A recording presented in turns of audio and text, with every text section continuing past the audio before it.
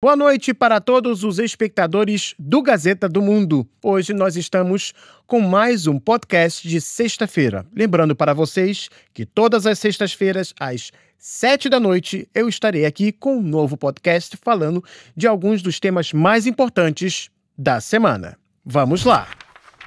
Após a derrota das tropas ucranianas na cidade de Sudzha, na região russa de Kursk, os militares ucranianos agora ocupam a última linha defensiva ao sul da área onde eles ainda operam na região. De acordo com as autoridades russas, suas tropas estão na etapa final da operação de remoção das forças de Kiev de seu território, reconhecido internacionalmente. Nas redes sociais, não poucos militares ucranianos relataram que a operação iniciada contra Kursk, ainda em agosto do ano passado, se tornou um fracasso total. Moscou garante que removerá as últimas unidades ucranianas em Kursk. Ontem, 13 de março, o presidente russo Vladimir Putin afirmou que as tropas ucranianas em Kursk estão totalmente cercadas e que lhes restam somente duas saídas: a rendição ou a morte. Nesta semana, a Ucrânia teria aceitado a ideia de um cessar-fogo por 30 dias proposto pelos Estados Unidos para o conflito com a Rússia. Ontem, Steve Witkoff, enviado especial de Trump, viajou para a capital russa para se encontrar com autoridades do Kremlin e saber qual seria a posição da Rússia sobre o tema. No mesmo dia, Putin se encontrou com o presidente de Belarus, Alexandre Lukashenko, para negociações bilaterais. Na ocasião, Putin decidiu se expressar sobre a proposta norte-americana da seguinte forma: concordamos com as propostas de cessar-fogo. Contudo, partimos do princípio que este cessar-fogo deve levar a uma paz de longo prazo e resolver as causas primárias desta crise. O presidente russo ressaltou alguns pontos primordiais sobre a crise com a Ucrânia que devem ser levados em consideração em um hipotético cessar-fogo. Entre esses pontos estão: quem dará as ordens do lado ucraniano para dar fim aos combates? A Ucrânia pode utilizar o tempo de cessar-fogo para reagrupar suas forças, as armar melhor e mobilizar mais homens. Além disso, a Rússia quer que um cessar-fogo leve em consideração a situação no terreno. Soma-se a isso o fato de que as tropas russas continuam registrando avanços nos mais diversos pontos da linha de frente, apesar dos esforços da Ucrânia de os parar. Ainda sobre a proposta de cessar-fogo, Putin indagou: se nós pararmos a luta por 30 dias, o que isso significará? Que todo mundo está lá vai embora sem lutar? Nós deveremos os deixar ir depois de terem cometido crimes em massa contra os civis? Ou a liderança ucraniana ordenará que eles larguem as armas? Eles vão se render? Como isso funcionará na prática? Isso não está claro. E como as outras questões serão resolvidas ao longo da linha de frente? São quase 2.000 quilômetros. Além disso, quem determinará onde e quem quebrou o cessar-fogo? Quem será o culpado? Putin expressou a importância destas questões, uma vez que elas não estão claras.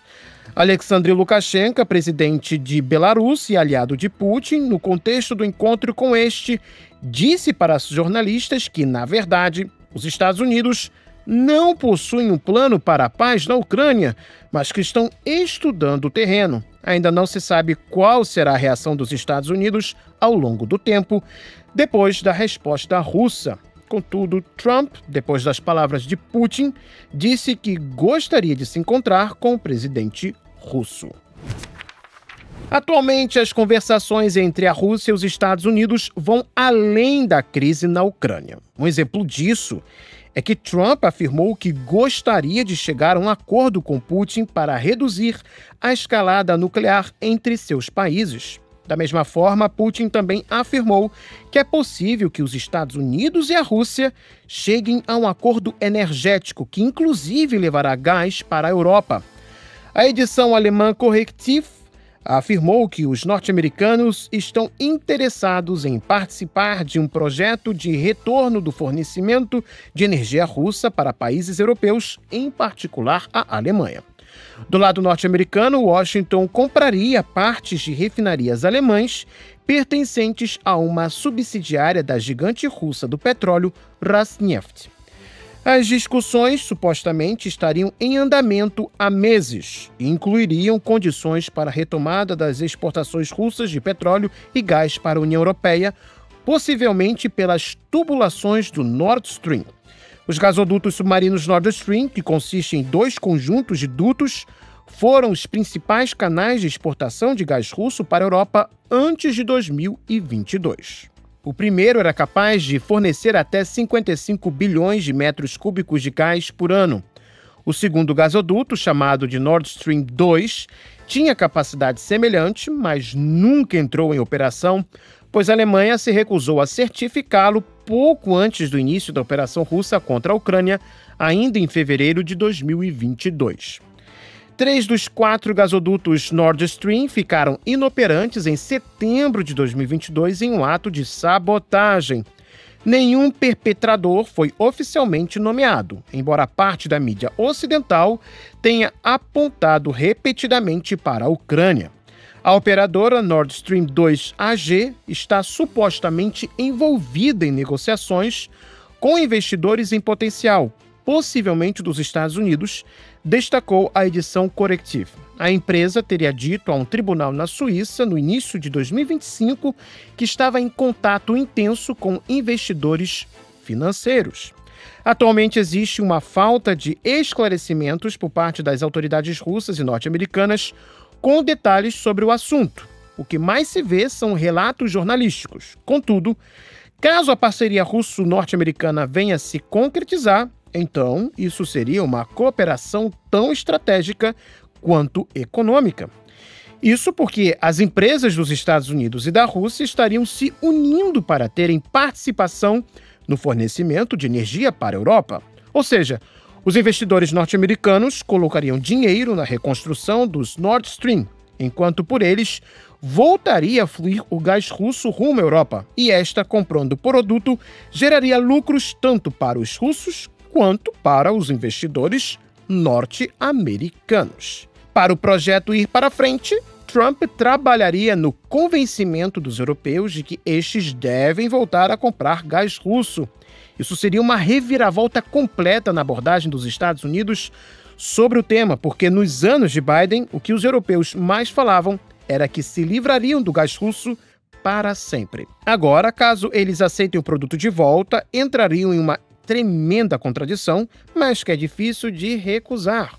O gás russo é barato, é trazido de um país vizinho e seria de extrema importância para ressuscitar a indústria europeia em um momento em que ela está em evidente queda. A pergunta que fica é: será que a Rússia aceitaria a proposta norte-americana? Putin disse que é possível que, se norte-americanos e russos chegarem a um acordo no campo de energia, então pode ser que a Europa tenha um gasoduto que lhes fornecerá gás russo. Se a proposta norte-americana for viável e lucrativa para Moscou, não se descarta que Putin dê sinal verde ao projeto. No contexto disso tudo, fica óbvio que os norte-americanos vão ter que dar passos para trás na sua política de sanções contra a Rússia, e isso abrirá, sem dúvidas, mais portas para novas parcerias entre os gigantes. Só que para chegarmos a tal ponto, talvez seja prioritário acabar com o conflito na Ucrânia. E é exatamente essa sede de ganhar dinheiro que explica a razão por que Trump tem pressa de acabar com o conflito no leste europeu. É bem provável que, se Trump vê mais vantagem para os Estados Unidos em fazer negócios com a Rússia, então, na mesa de negociações sobre a paz na Ucrânia, talvez ele possa tender a favorecer mais os interesses dos russos do que dos ucranianos para acabar com o conflito. E sobre a possível oferta de voltar a receber gás barato da Rússia, os europeus também serão tentados a apoiar a nova posição norte-americana. Em outras palavras, tudo será resolvido de acordo com os interesses dos países que forem levados em conta, tanto pela Rússia quanto pelos Estados Unidos, na equação da paz na Ucrânia. Ainda sobre as parcerias econômicas com os Estados Unidos, a Rússia informou ao enviado especial de Trump, Steve Witkoff, que as portas de seu mercado estão abertas para investidores estrangeiros com a condição de que Moscou dará total prioridade às empresas nacionais nos negócios. Altos funcionários dos Estados Unidos se recusaram a assinar um acordo de minerais com a Ucrânia durante conversas na Arábia Saudita no início desta semana, segundo a imprensa ucraniana, citando fontes internas. O governo do presidente Donald Trump vê o acordo proposto como um meio de recuperar os fundos norte-americanos gastos no conflito no leste europeu. O esboço atual busca criar um fundo de investimento conjunto para a exploração de longo prazo, inclusive de hidrocarbonetos ucranianos, minerais de terras raras e outros recursos críticos. As negociações bilaterais em Jeddah, na terça-feira, dia 11, marcaram a terceira tentativa de finalizar o acordo. De acordo com fontes citadas pela RBK Ukraine e Suspilny, na quinta-feira, 13, as autoridades norte-americanas decidiram pausar a assinatura do acordo para permitir possíveis alterações no projeto atual. Embora não se saiba quais seriam tais alterações, a questão dos minerais na Ucrânia tem sido revista por diversos analistas e especialistas no assunto. A questão é que os conclamados trilhões de dólares em riquezas minerais, na verdade, seriam uma soma de dinheiro muito inflada. Grande parte das estimativas de minerais no território da Ucrânia são de longa data, algumas ainda da era soviética. Há tempos que especialistas ucranianos dizem que o custo para a extração de tais minerais seria maior do que se possa imaginar. Algumas destas riquezas se encontram em consideráveis profundezas, gerando todo um desafio técnico para sua extração. Um outro ponto relevante no assunto é que boa parte das reservas está nos territórios que a Rússia conclama como seus, e para as explorar, as negociações já não devem ser com a Ucrânia, mas sim com a Rússia. A França iniciou a retirada de suas tropas do Senegal. A medida foi tomada depois de, no ano passado, o governo do país africano ter declarado que a presença militar francesa em seu território tinha se tornado incompatível com a sua soberania. Agora, os franceses entregaram pelo menos 2 instalações antes sob seu controle aos militares senegaleses. O evento marca a retirada por Paris de suas tropas de mais um país africano. Os vizinhos do Senegal, como Burkina Faso, Mali e Níger, já tinham cortado relações militares com a França, alegando que Paris falhou em sua tática de combater extremistas islâmicos no oeste da África. O Chad também mandou embora tropas francesas de seu território. A recusa dos africanos de manterem tais relações com Paris é um claro sinal da crescente impopularidade da França na região e também do enfraquecimento da posição geopolítica da França durante o governo de Emmanuel Macron. Os Estados Unidos e Israel entraram em contato com autoridades de 3 governos do leste africano para discutir o uso de seus territórios como possíveis destinos para o reassentamento de palestinos retirados da faixa de Gaza, de acordo com o plano pós-guerra proposto pelo presidente norte-americano Donald Trump. Agora, os norte-americanos e israelenses estão em contato com o Sudão, a Somália e a região separatista da Somália, conhecida como Somalilândia. O plano de expulsão dos palestinos de Gaza reflete a determinação dos Estados Unidos e de Israel em levar adiante um plano que foi amplamente condenado. Por sua vez, as autoridades do Sudão disseram que rejeitaram as propostas dos Estados Unidos, enquanto as autoridades da Somália e da Somalilândia disseram à The Associated Press que não tinham conhecimento de nenhum contato. Como os 3 lugares são pobres e, em alguns casos, assolados pela violência, a proposta também lança dúvidas sobre o objetivo declarado de Trump de reassentar os palestinos de Gaza em uma região onde eles teriam um padrão de vida maior do que na faixa de Gaza. Trump propôs o plano depois que um cessar-fogo mediado pelos Estados Unidos, Egito e Catar interrompeu 15 meses de guerra na faixa de Gaza, que começou em 7 de outubro de 2023, quando o Hamas invadiu o sul de Israel, matando 1.200 pessoas e sequestrando centenas, a maioria civis. De acordo com o plano de Trump, os mais de 2 milhões de habitantes de Gaza seriam permanentemente enviados para outro lugar. Ele propôs que os Estados Unidos assumissem a propriedade do território, supervisionassem um longo processo de restauração e o desenvolvessem como um projeto imobiliário. A questão é que não ficou claro a quem a faixa de Gaza seria entregue posteriormente.